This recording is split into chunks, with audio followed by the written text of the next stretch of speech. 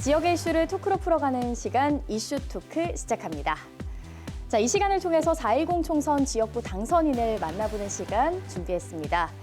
5월 말 개원하는 제22대 국회의 국정 현안과 우리 지역의 경쟁력을 높이는 방안들 함께 짚어보도록 하겠는데요.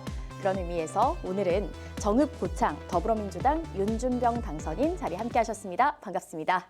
안녕하세요. 네, 반갑습니다. 네. 자, 먼저 재선에 성공하셨습니다. 일단 축하드리고요. 먼저 총선거를 마친 소회 먼저 여쭙고 싶습니다.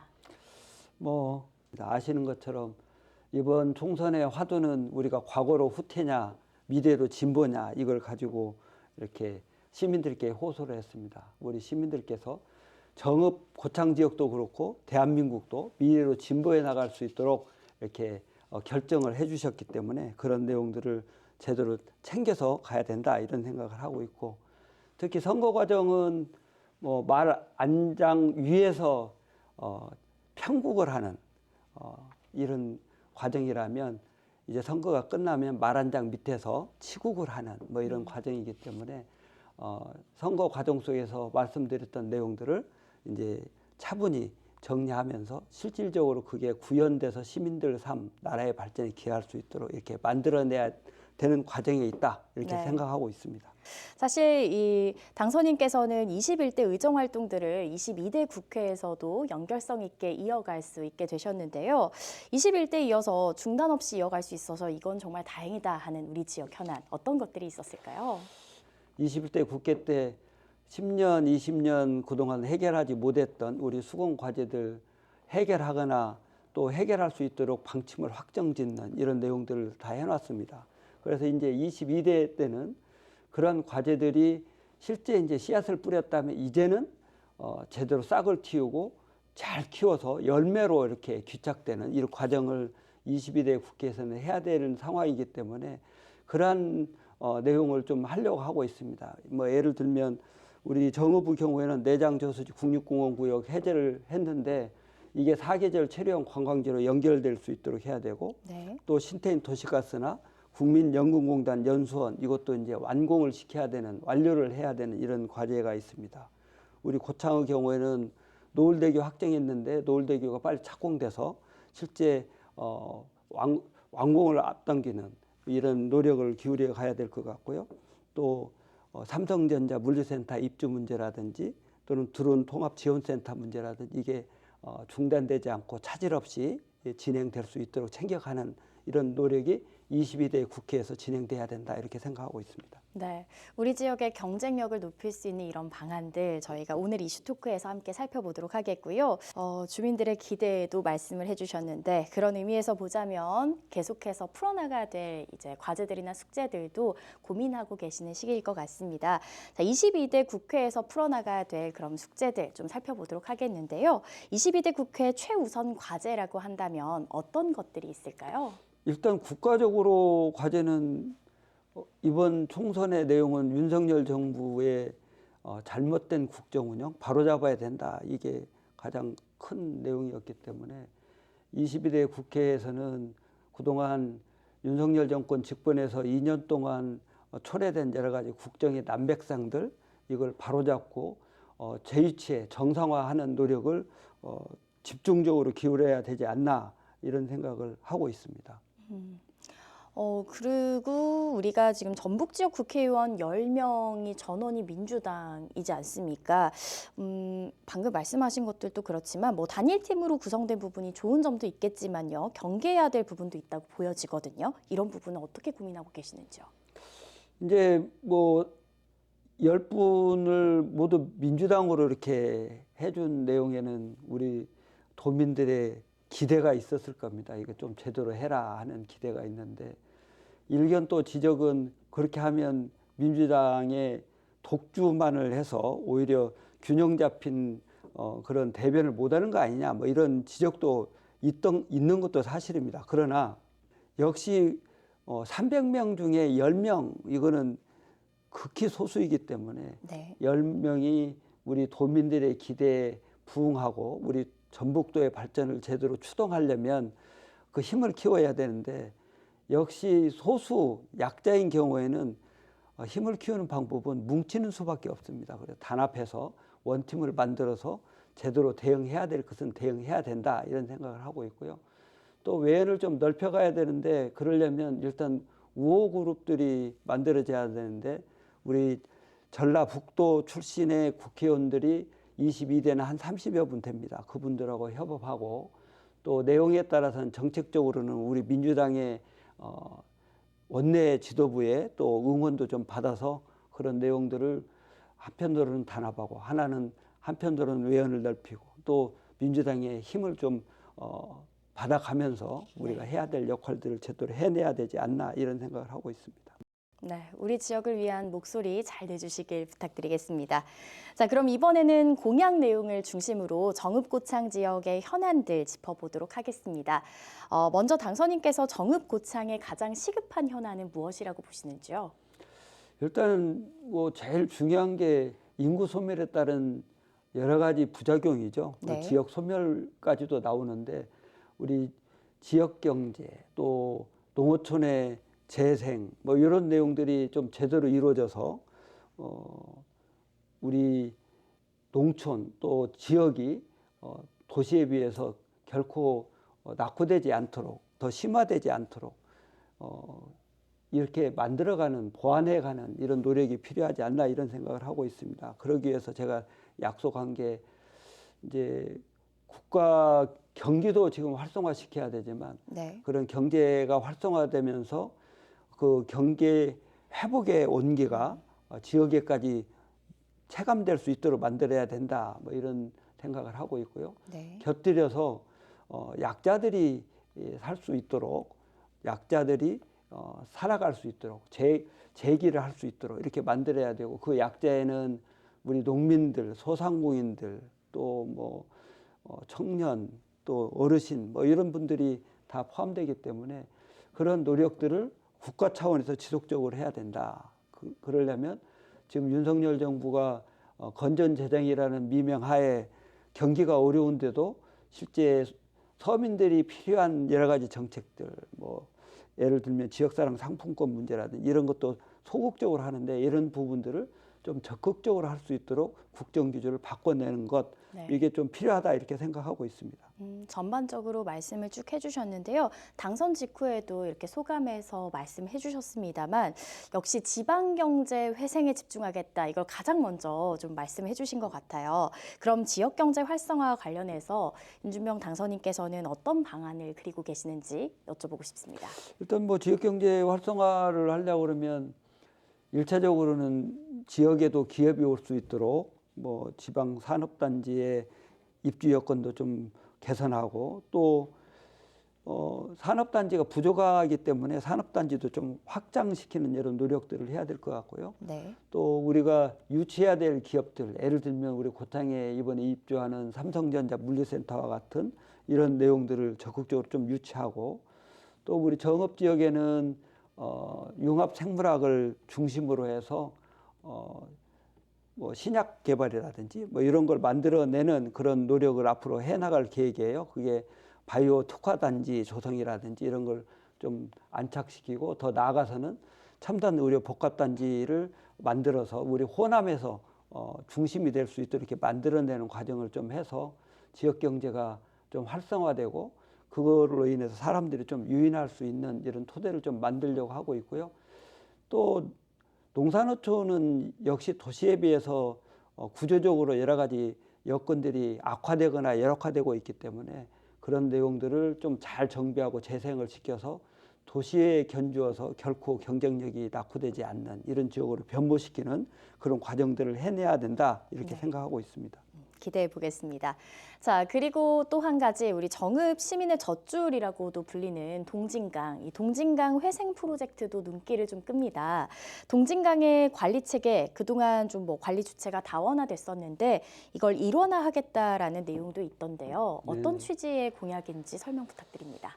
지금 동진강은 뭐 잘 아시는 것처럼 우리가 정읍 또는 고창, 부안, 김제를 아우르고 있는 그런 강인데 사실은 농사에 꼭 필요한 우리 젖줄이었죠. 그래서 그동안 치수 이수 기능을 계속 보강을 해왔는데 이제 이런 부분들도 보강하면서 더 한 단계 업그레이드 시켜서 그 기능을 다하고 좀 더 우리가 주민들에게 돌려드릴 수 있는 친수 공간이 있다면 친수 공간을 재탄생시켜서 그 부분들을 시민들의 삶에 기여할 수 있도록 만들어내는 게 필요하다 이렇게 보고 있습니다.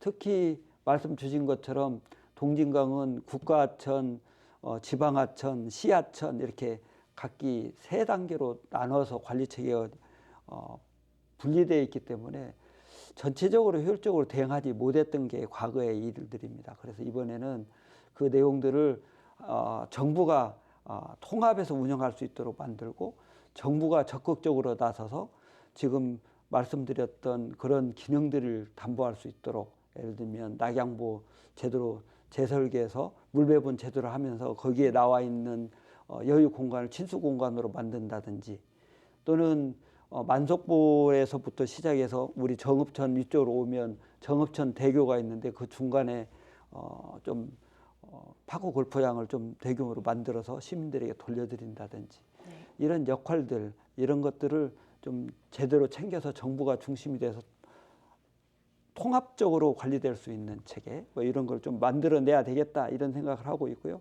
그 내용을 제가 명명하기에 동진강 회복 프로젝트다 이렇게 제가 명명을 했습니다. 네, 우리 시민들과 더 가까워지는 동진강이 되지 않을까라고 기대해 보도록 하겠습니다. 자, 그리고 정읍과 고창 모두 농축산업에 종사하는 분들 참 많으시잖아요. 그래서 우리 지역 농업과 농촌의 경쟁력을 높이기 위한 공약도 내세우셨더라고요. 어떤 건가요? 일단 1차적으로는 우리 농산어촌의 생활 구조가 좀 제대로 이루어질 수 있도록 만들어야 되겠다. 그래서 농산어촌의 재생 또는 재구조를 제대로 해서 뭐 빈집 정비 문제라든지 폐교 문제라든지 이런 것도 좀 제대로 하고 또 마을도 지금 면 단위가 한 40여 개 되는데 그거를 한 10개 이내로 이렇게 줄여서 거점 마을 형태로 좀 재편한다든지 또는 우리 농민들 또 어민들 농가소득 또 어가소득이 담보될 수 있도록 농산물의 가격 안정제를 도입한다든지 네. 뭐 이런 것들 또 어르신들이 살고 계시니까 어르신들의 이동권을 좀 높여드릴 수 있도록 그래서 병원 다니시기 좀 편하거나 이웃 동네에 가시기 편할 수 있도록 좀 만들어 드린다든지 이런 내용을 해서 우리 농업이나 또는 어업이나 농촌이나 어촌이나 이런 지역들이 경쟁력도 가지고 있고 또 사람들이 살만한 공간으로 이렇게 조금 더 개선될 수 있도록 이렇게 만들어 나갈 계획입니다. 네. 그리고 또 한 가지 서해안 철도 건설을 통해서 우리 새만금 산업단지의 물류 체계를 바꾸겠다라는 공약도 눈에 띄더라고요. 이 네. 부분도 짚어주실까요? 지금 이제 우리 동해안은 철도가 있는데 서해안은 철도가 없습니다. 특히 우리 전라북도, 전라남도 이 호남권역은 서해안 축으로 철도가 없어서 그렇죠. 사실은 주민들 입장에서는 철도와 연계돼 있는 사업들, 철도와 연계된 관광, 뭐 이런 것들에 뭐 소외감이랄까 이런 걸 느끼고 있는 게 현실이기 때문에 이 부분을 좀 제대로 보완하고 제대로 개선을 해서 철도 시대를 좀 만들어야 되겠다. 서해안에도 이렇게 지금 생각하고 있고요. 그게 서해안 철도 시대를 열겠다고 제가 공약에 담았습니다. 그 내용은 좀 뭐 철도 내용을 가능하면 서해안 쪽으로 좀 붙여서 철도를 만들고 네. 철도와 연계되어 있는 여러 가지 시설들 이런 것들을 좀 제대로 만들어내는데 이제 문제는 예비 타당성 문제가 이제 정부가 늘 심사할 때 그것 때문에 이제 장벽이 돼서 못해 왔던 게 과거여서 이번에는 한편에서는 2026년 5년 경에 이루어지는 국가 철도망 계획에서 그 부분을 최대한 반영해보고 또 그것 때문에 담기가 어려우면 특별법을 제정해서라도 예타를 면제시켜서라도 네. 우리 지역의 인프라 시설로서 또는 관광의 기반 시설로서 또 지역 발전의 동력으로서 이렇게 철도가 자리매김할 수 있도록 좀 만들어야 되겠다 이런 생각을 하고 있습니다. 네. 자, 계속해서 저희 공약 함께 살펴보고 있는데요. 다음은 지역의 읍면동별로 일 특화 공약을 약속하셨더라고요. 아무래도 우리 지역민들의 니즈를 좀 파악하고 섬세한 정치를 펴고 싶다라는 취지로 말씀하신 것 같습니다. 어떠신가요? 네, 뭐 21대 때도 사실은 가능하면 국가적인 의제도 있고 또 지역 전체에 관련된 의제도 있고 뭐 그렇습니다만 주민들의 입장에서 보면 마을 단위별로 필요한 내용 꼭 해줬으면 좋겠다 이런 요구도 꽤 많아요. 제가 토방청담 하면서 37개 읍면동을 다 돌았는데 그럴 때 또 마을 단위로 또 경로당이나 마을회관 가서 이렇게 들으면 그 지역의 큰 거대 담론적인 사업 말고 지역별로 꼭 필요한 내용들을 해결해 주기를 요망하시는 분들이 꽤 많이 계십니다. 네. 이제 내용에 따라서는 국회의원 또는 지자체장, 도의원, 시군의원들 역할이 있으니까 그 역할을 최대한 분담하면서 협업해 나갈 거는 협업하자 이런 생각을 하고 있고요.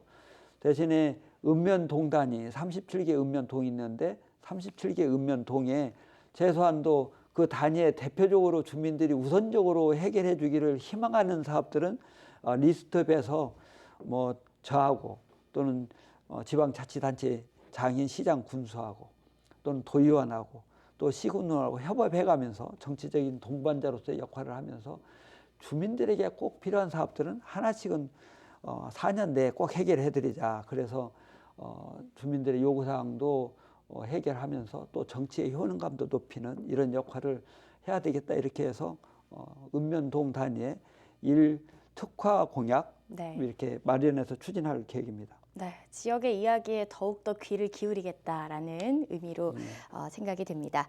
자, 이제 윤준병 당선인 22대 국회에서의 의정활동 앞두고 있는데요. 재선에 임하는 마음가짐도 남다르실 거라고 생각이 됩니다. 어떤 마음으로 이번 의정활동 임하실 계획이신지 앞으로의 계획이나 포부에 대해서도 여쭙고 싶습니다. 뭐 기대가 크신 만큼 더 무거운 중압감도 있고 더 잘해야 된다는 소명의식도 있습니다. 그런 내용들이 제대로 소화될 수 있도록 최소한 초선보다는 더 잘하고 또 초선보다 잘하지만 초선이 가졌던 초심도 잃지 않고 이렇게 해내야 되는 과제가 22대 국회가 아닐까 이런 생각하고 있고요. 22대 총선의 선거 과정에서 약속드렸던 내용들 국정심판 제대로 해내겠다.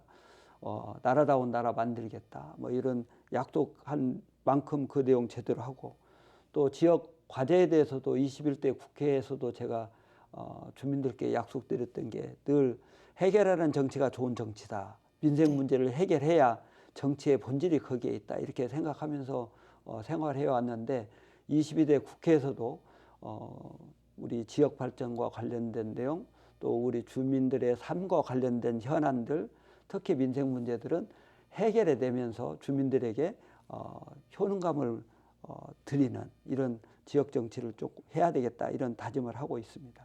네, 그럼 우리 정읍고창 지역 주민들에게도 마지막으로 한마디 부탁드리겠습니다. 네, 22대 국회에서 일할 수 있는 기회를 주신 우리 정읍고창 주민 여러분 다시 한번 감사드리고 고맙다는 말씀을 드립니다. 역시 정치 제대로 해서 기대에 부응할 수 있도록 최선의 노력을 다하겠다는 말씀을 드리면서 뭐 낡은 정치 좀 바로잡고 국정 운영 제대로 가도록 하고 또 우리 지역 발전에 꼭 필요한 사업들 앞장서서 이렇게 해내는 윤준병이 될 수 있도록 최선을 다하겠습니다. 다만 뭐 정치는 아시는 것처럼 정치인 혼자 하는 게 아니고 윤준병 혼자 하는 게 아닙니다. 주민 여러분과 함께 동반자가 돼서 함께 가야 되지 않나 이런 생각을 하고 있고 함께 갈 수 있도록 늘 응원해 주시고 관심을 기울여 주셨으면 좋겠습니다. 또 뭐 조직관리의 기본 원칙이 신상필벌이기 때문에 윤준병이 기대에 어긋나지 않고 부응해서 잘 해나가면 박수도 좀 보내주시고 잘못하는 내용이 있으면 따가운 질책도 좀 보내주시면서 우리가 앞으로 다가오는 4년 22대 국회에서 윤준병이 일을 잘할 수 있도록 늘 응원해 주시고 또 따끔한 회초리도 함께 들어주시기를 간곡히 부탁드리겠습니다. 네, 우리 지역의 해결사로서의 면모 또 기대해 보도록 하겠습니다. 자, 22대 국회에서도 지역 발전을 위한 고민들 더욱더 이어가 주시길 부탁드리겠고요. 좋은 정책과 대안으로 지역 경제를 견인해 주시길 응원드리도록 하겠습니다. 오늘 이슈토크는 여기서 마치겠습니다. 시청해 주신 여러분 고맙습니다.